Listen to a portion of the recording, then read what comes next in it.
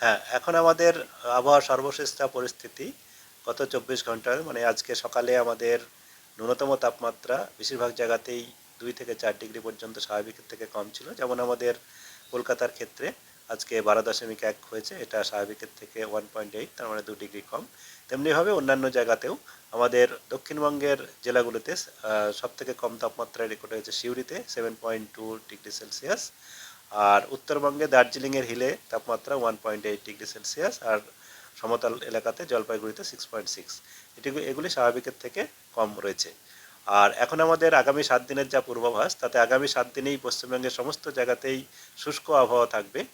আর সর্বনিম্ন তাপমাত্রা বা ন্যূনতম তাপমাত্রা বা রাতের তাপমাত্রা স্বাভাবিকের থেকে কম থাকবে। আর খুব বেশি তারতম্য হবে না, এখন যেমন আমাদের রয়েছে এরকমই স্বাভাবিকের থেকে 2 থেকে 3 ডিগ্রি পর্যন্ত কিছু কিছু জায়গায় কম থাকবে আগামী 7 দিনই। আর মাঝখানে দক্ষিণবঙ্গের ক্ষেত্রে আগামীকাল খুব বেশি তারতম্য নেই, কিন্তু তারপরে 10, 11 এবং 12 তারিখে সামান্য একটু তাপমাত্রা বাড়তে পারে, আবার 13 তারিখে সামান্য যেটা বাড়বে সেটা আবার কমে যাবে।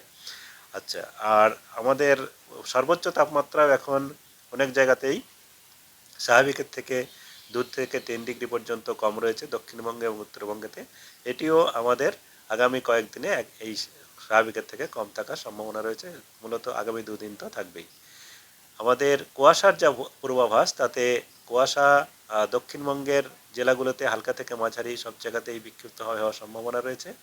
উত্তরবঙ্গের ক্ষেত্রে ঘন কুয়াশার সতর্কতা রয়েছে।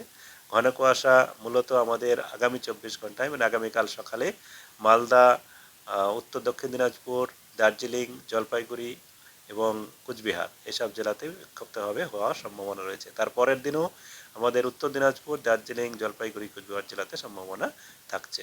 বাকি অন্যান্য জেলাগুলোতে হালকা থেকে মাঝারি কুয়াশার সম্ভাবনা রয়েছে। কলকাতা তার পার্শ্ববর্তী অঞ্চলে যেটা বলা হয়েছে, মূলত পরিষ্কার আকাশ থাকবে দিনের বেলায়। আর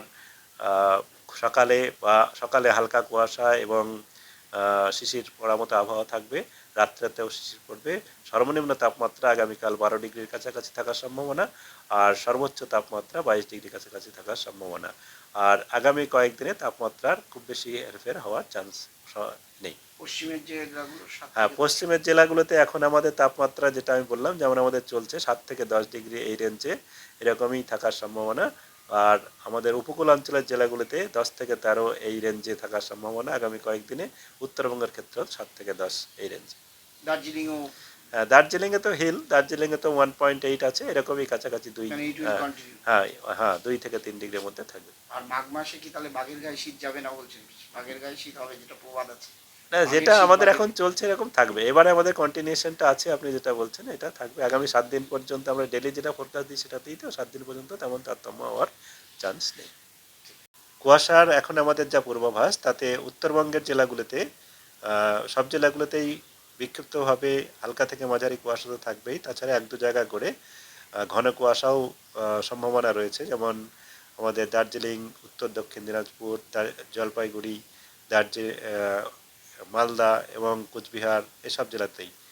আর আগামীকালও তাই, আমাদের কুচবিহার, দার্জিলিং, জলপাইগুড়ি এবং উত্তর দিনাজপুর এই জেলাগুলোতে ঘন কুয়াশার সম্ভাবনা রয়েছে। দক্ষিণবঙ্গের ক্ষেত্রে দক্ষিণবঙ্গের সব জেলাতেই বিক্ষিপ্ত হবে, যেগুলো মূলত আমাদের ভেজিটেশন এরিয়া এবং জলাভূমি এরিয়ার পার্শ্ববর্তী এলাকাগুলোতে কুয়াশার সম্ভাবনা থাকছে।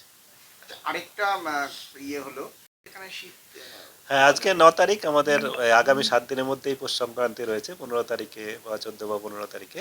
সেক্ষেত্রে আমি বললাম যে তাপমাত্রা তেমন তারতম্য তো হবে না, তো এখন যেমন রয়েছে এরকমই থাকার সম্ভাবনা পৌষ সংক্রান্তির সময়। ঠিক আছে।